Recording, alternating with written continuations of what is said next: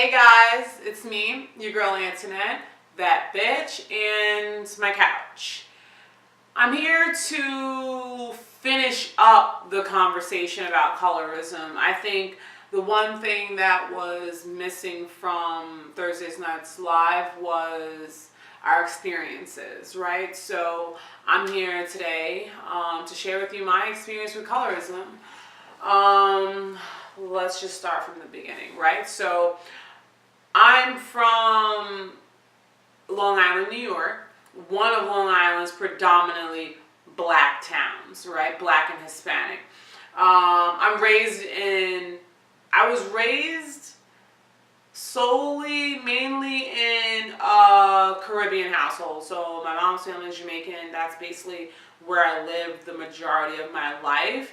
And I say that and I point that out because I believe personally that the Caribbean experience in America is very different from the black experience, people who are descendants of American slaves, right? So black slaves. So, I mean, that doesn't even sound right, but I fucked that up. But,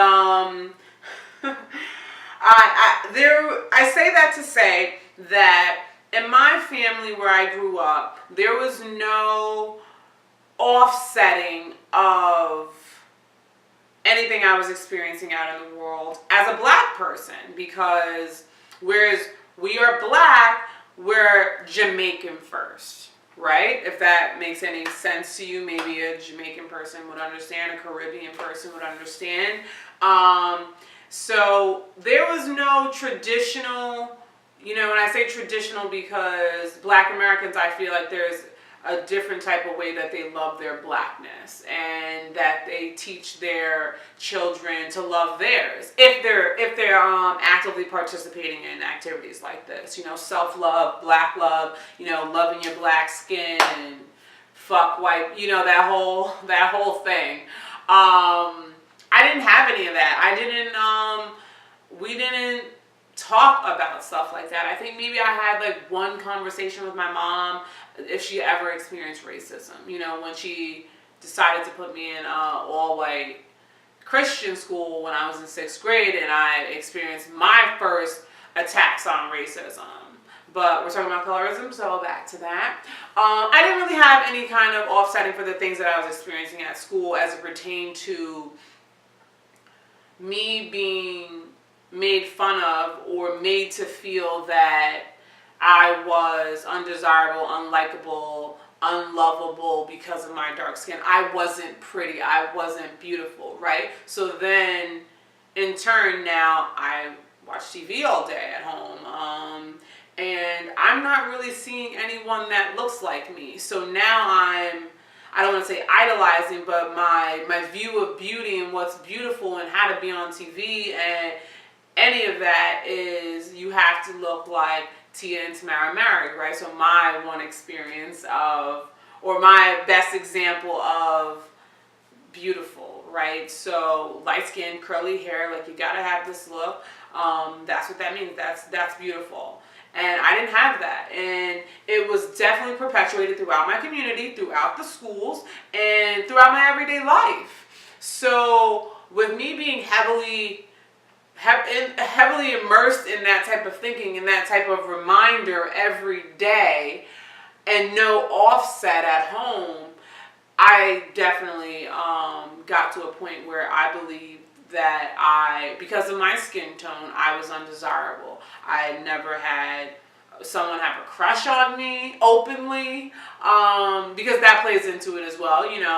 When you're in school and you're young, it's who's if no one's liking you, that's a direct result of you being undesirable. And I didn't think that I was ugly, but I wasn't wanted, and that created a growing girl who just wanted to be wanted and wanted to be seen as beautiful, and that, I want to say around high school played into me, accepting a lot of attention that wasn't necessarily positive.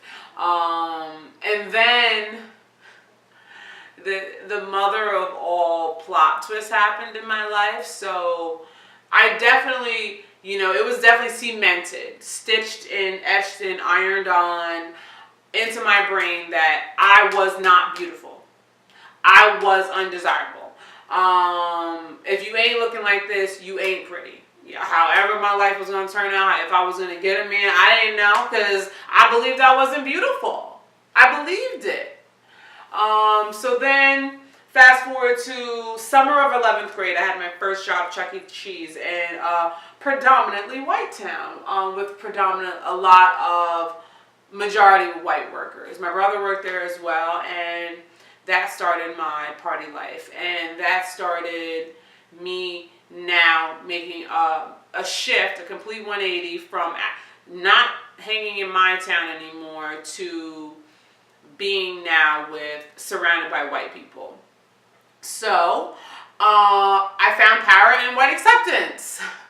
White guys thought I was cute and they wanted to talk to me, they wanted to date me, and I developed a hippie, extreme liberal costume. I put on a whole entire suit. I was like, I'm now like this hippie, free loving person. Like, oh, white people are cool. And I do want to also say that when I was younger, there wasn't a lot of white people in town, but I also believed that white people didn't like black people.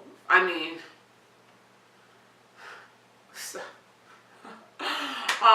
now I'm like, wow, if white guys like me, fuck a whole black guy, white people are up here. So if you're not liking me and now white people are liking me, imagine what that did to my psyche. Imagine what that did to my mind, So I basically became invincible in my mind. So I surpassed this. I went straight from way down here to all the way over here because of this perceived power that I had, because white people were finding me seemingly finding me desirable, right? Not even understanding what the fuck was going on, right?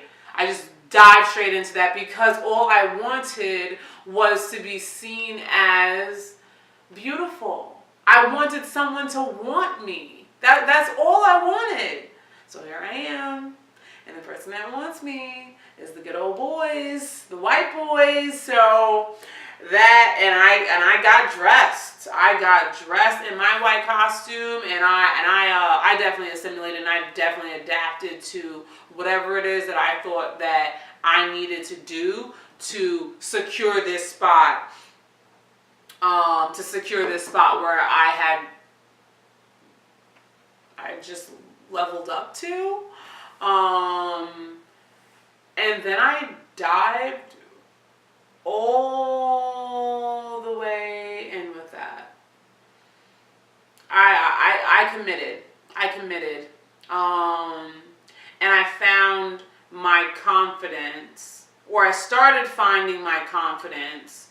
I started working on me in this realm with white love, white acceptance, and yeah, that